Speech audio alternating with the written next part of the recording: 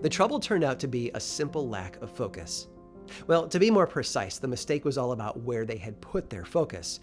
Egyptologists had been uncovering the tombs of pharaohs there since the late 1700s, and they had made one big discovery after another. But each tomb also bore the distinctive and frustrating efforts of tomb robbers. And you know what? That was life in the Valley of the Kings.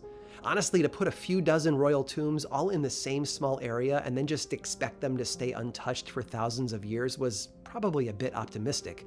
Sure, there was still a lot that archaeologists could learn from the leftovers, but it wasn't what they had dreamed of. And like I said, they were focused, but it wouldn't be until 1922 when they would realize their focus on the obvious had caused them to miss something spectacular, because that was the year that they uncovered the tomb by which all others would be forever judged, a small, four-chambered burial site at the bottom of a narrow set of stairs belonging to a young pharaoh known the world over as King Tut. The folks before Howard Carter missed it because the entrance had been filled in with debris from ancient construction and countless floods. But ultimately they missed it because it wasn't where they thought they should be looking. There were more visible things to pursue, and that kept them from noticing something better. Sometimes it pays to explore the shadows that few others have paid attention to go against the flow, to look for the outliers. Because as the story of the famous young pharaoh's tomb has shown us, it's often in the exceptions that we make the most surprising discoveries. I'm Aaron Mankey, and this is Lore.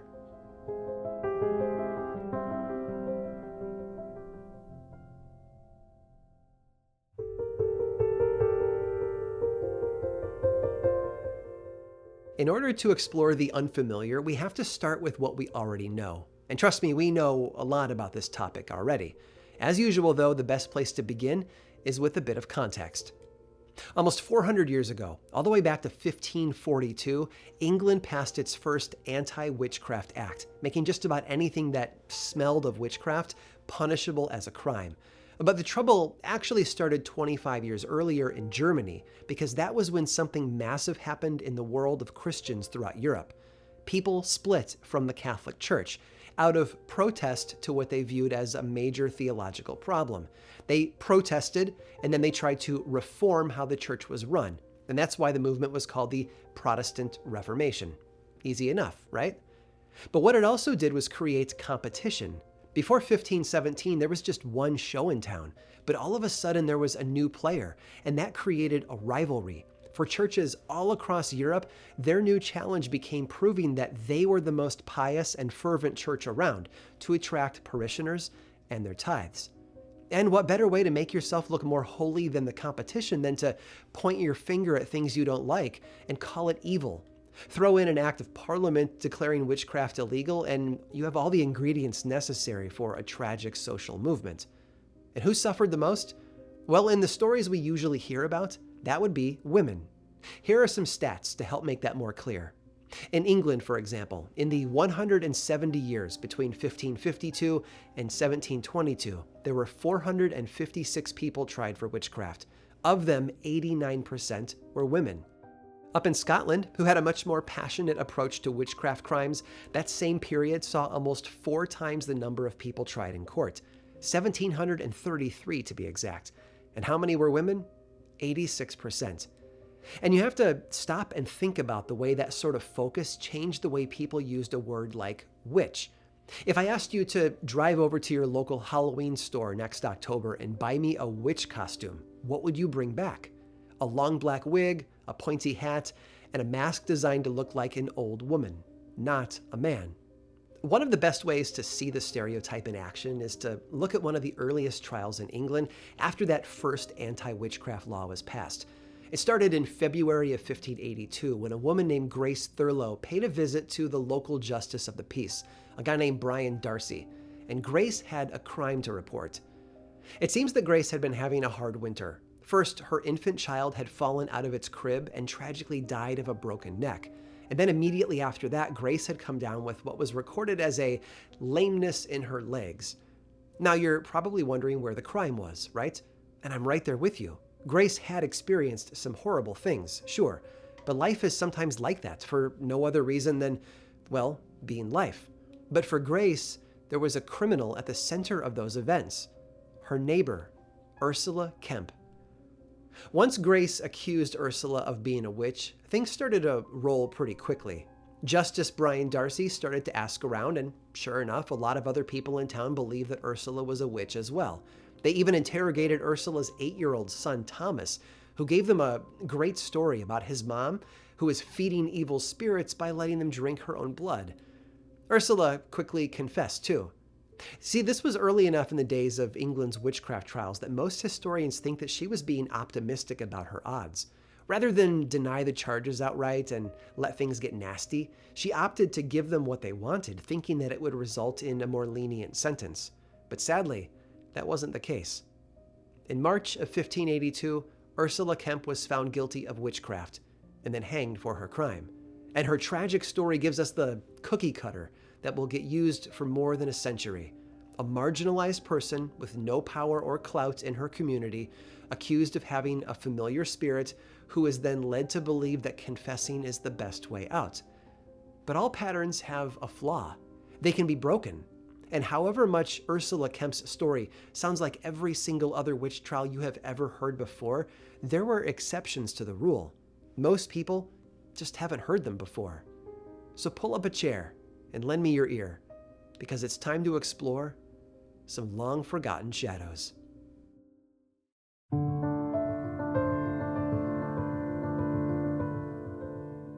There was more to the world than just England. Yes, they were a major player on the international stage, but in that post-1580 world of witch trials, they were far from the only show in town. In the German town of Trier, a wave of witch trials occupied the community for 12 whole years, beginning in 1581. By the time it was over, 368 people had been executed.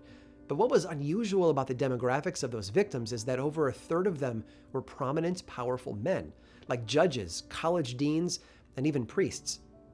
In Normandy, there was a 100-year period, beginning in 1564, that saw 59 people accused of witchcraft, and close to 50% of them were men. In fact, there was something else odd about the folks arrested there.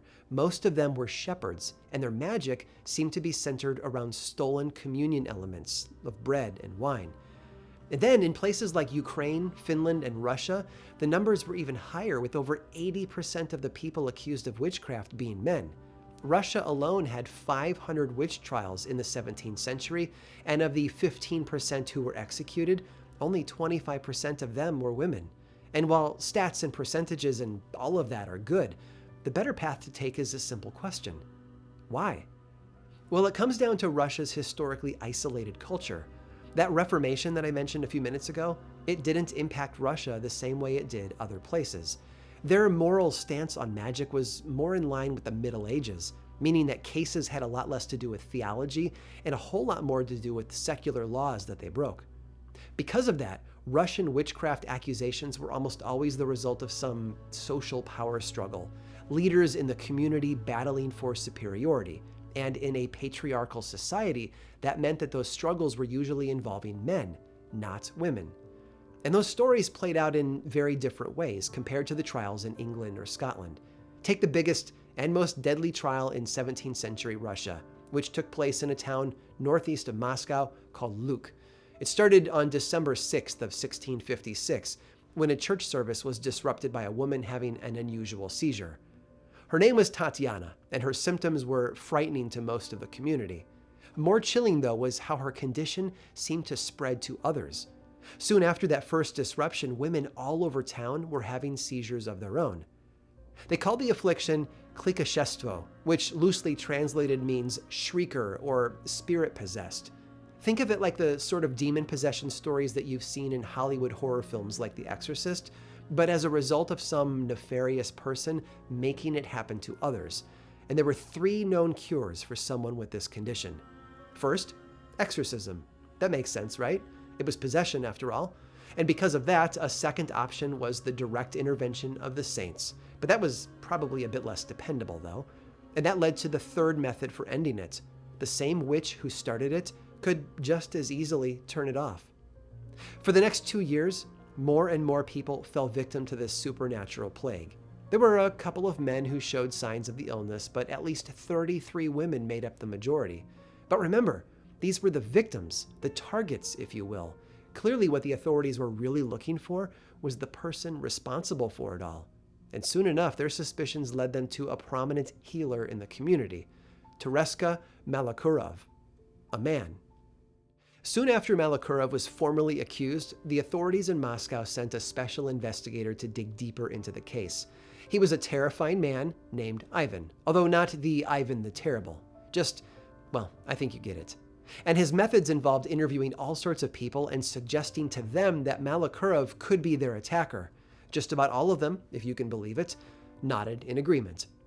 So Malakurov was arrested and tortured, 3 times in fact. The first time he confessed to nothing more than being a healer, but soon he graduated to admitting that some of his healing involved basic magic, before finally admitting, thanks to the pain of hot metal pincers, to being the criminal that they were all looking for. He also did that thing that happened in most witch trials, where the person in charge asked for more names of other witches, and wanting the torture to stop, he identified a whole bunch of random townsfolk as his accomplices. Interesting side note, 3 of the others that he accused were also town healers, and all of them, bizarrely, seemed to focus mostly on healing hernias. I have no idea what significance that adds, but it's interesting nonetheless. On July 27th of 1658, Malakurov and 2 others were beheaded for their crimes. Ivan the investigator then wrote up his report and sent it back to Moscow, claiming that the problem had been solved and the criminals had been executed. But he stuck around in Luke for a little while, just in case. And a while after that, after believing the problem had been solved, yet another woman fell ill with the same symptoms as the others. This time, though, the community knew what pointing their finger might mean for them, so they kept their mouths shut. There were no more confessions or executions ever again.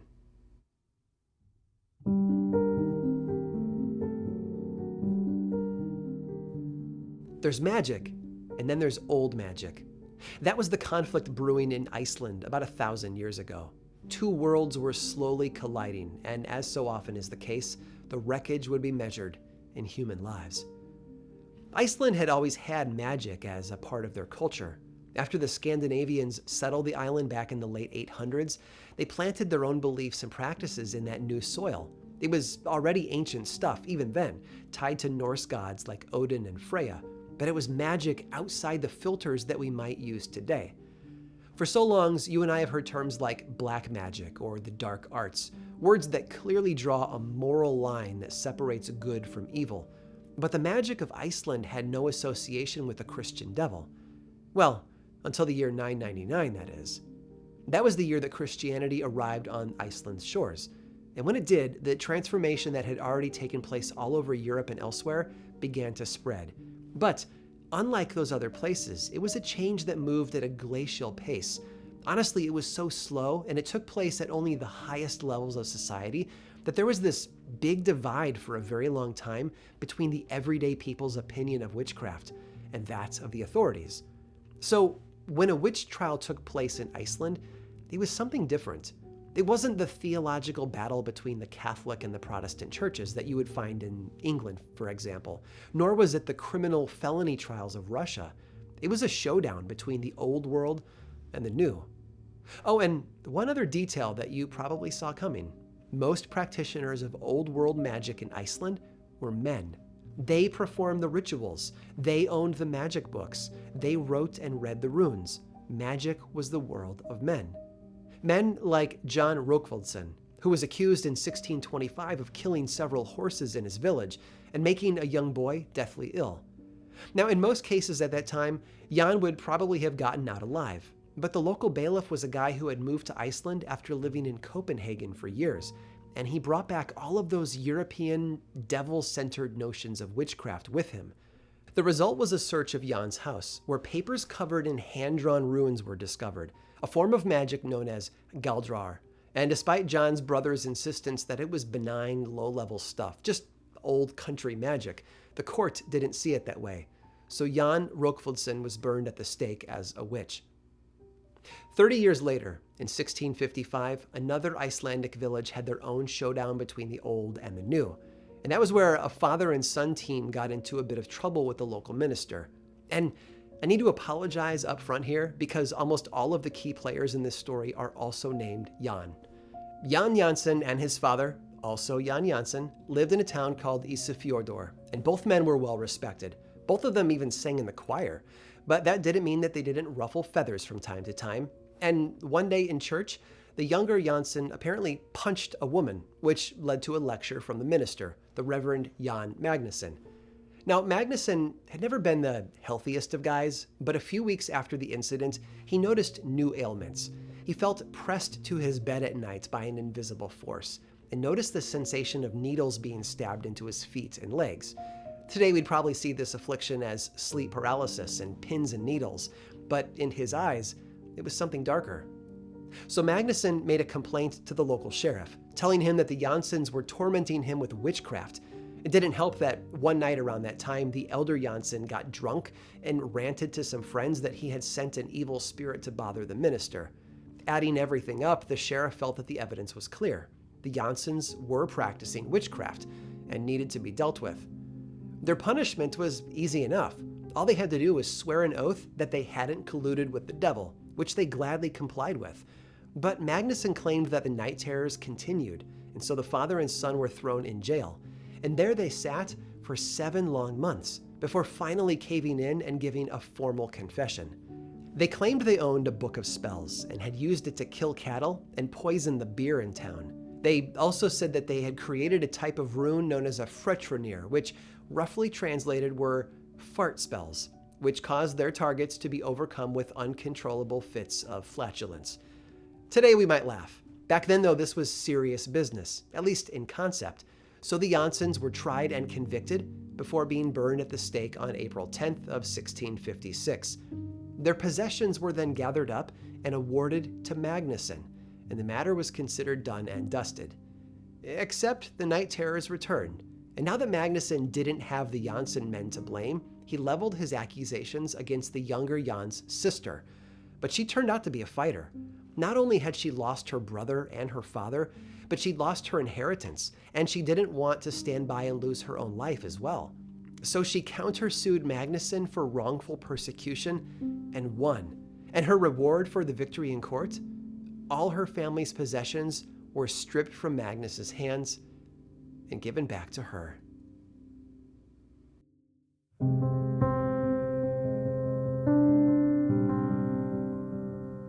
I think we can all agree that there are a lot of witch trial stories out there. Over the 8 years that I've been making this show, we have covered a lot of them. And while they tend to have the same tones and basic shape, there's always something special and important about each one. And yet they've missed out on something that we've all been blind to for a very long time. That the stereotypical, powerless, often outcast and marginalized woman was not the only witch that people knew about.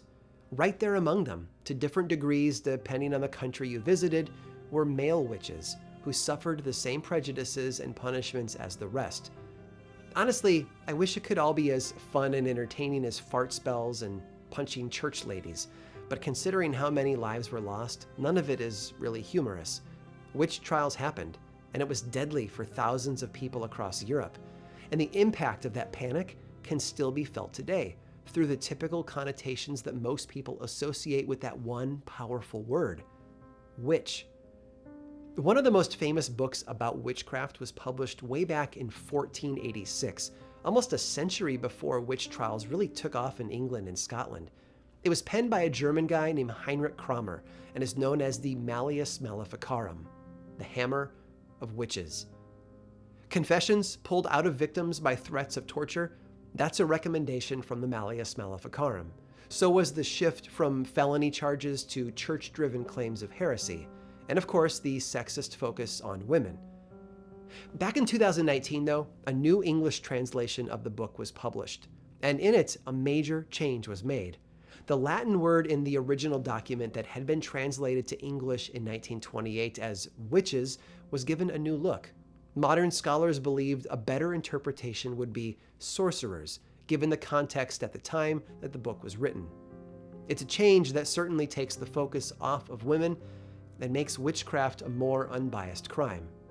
If only our approach to history and the stories of witch trials that it contains could be as neutral. There are few topics in folklore that are as hotly debated and deeply studied as witch trials. And it's a concept that's followed Europeans across oceans and mountains, like a dark stain left by every footstep along the way. And to truly understand the tragedy of it all, we have to remember all of the victims, not just the ones that we're usually told about. But there's one more powerful figure at the center of witch trial folklore who can't be ignored. And if you stick around through this brief sponsor break, I'll tell you all about him.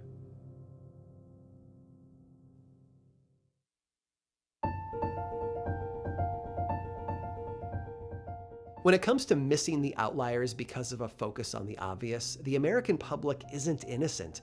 Because the Salem witchcraft panic of 1692 happened here on our shores, in places we still live in and talk about today, it's easy to miss the forest for the trees. That's been one of my hopes over the years on this show, that I might help people look beyond the obvious and catch a glimpse of similar stories far away.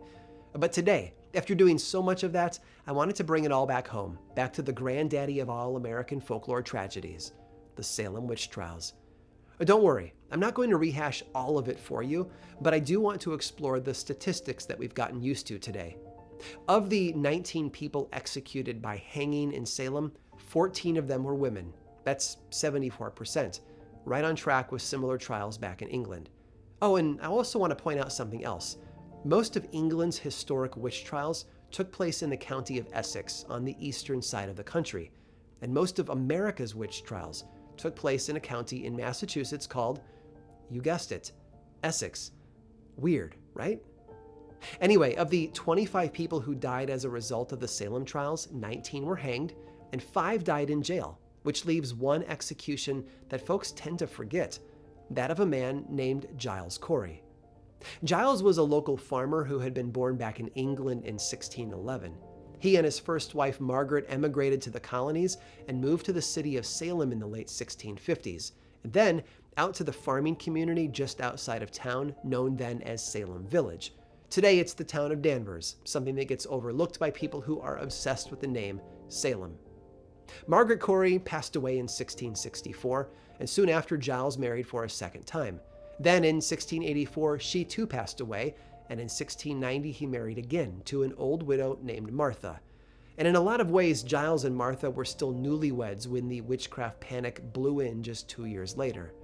But other events in life had left Giles Corey with a bit of a reputation. In 1675, for example, he beat one of his farmhands with a stick, and the young man, Jacob Goodale, actually died from the injuries. Giles managed to get out of court without anything more severe than a fine, but the rumor was that he had bribed the magistrate to do that. And after that, folks didn't look at him the same, and it's easy to see why. Throw in his reputation for being a cranky old man who was beyond stubborn and a bit scandalous, and it would have been better for old Giles Corey to lay low during the witchcraft panic. Instead, he and Martha attended the trials at the meeting house to see the spectacle for themselves. Martha, though, wasn't buying it. She was a lot more skeptical than Giles was, and at some point just decided to stop attending, and that was not interpreted well by those in charge. On March 21st of 1692, Martha was arrested as a suspected witch, and Giles, who really did believe in the stories being told, threw her under the bus. It was only later, after he tried to recant his testimony and save her, that he too got accused and arrested. That was April 18th. After that, he and Martha sat in jail for months, all the way up to September, when he was dragged out and put on trial. And while I won't get into the nitty-gritty details of the trial, let's just say that his cranky attitude and his stubborn nature did not serve him well in that moment. Specifically, Giles Corey decided that he wasn't going to let them turn him into another one of their spectacles. There was a common English law at the time known as standing mute, which essentially allowed someone accused of a crime to keep their mouth shut. No answering questions, no defensive testimonies, nothing. Just silence. And of course, that's the option that stubborn old Giles Corey decided to take.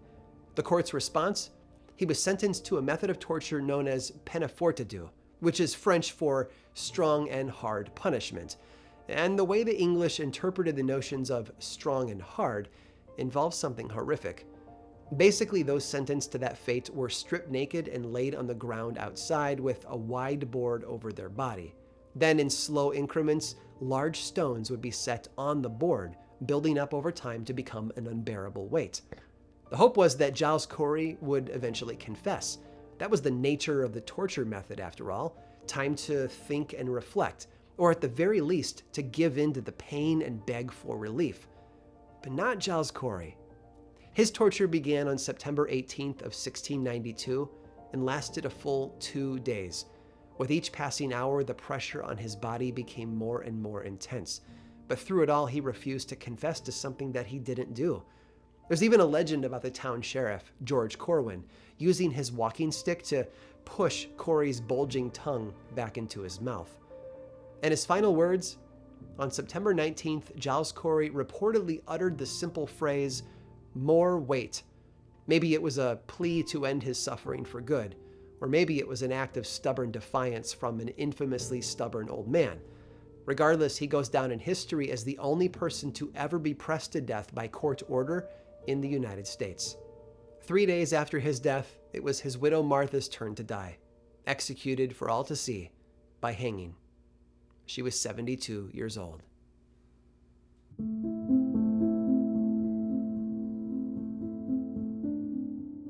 As always, folks, thank you so much for watching. Credits for today's episode are in the description below. Lore has been a podcast since 2015 with over 400 million downloads to date. You can learn all about the show, plus the book series and the television adaptation over at lorepodcast.com.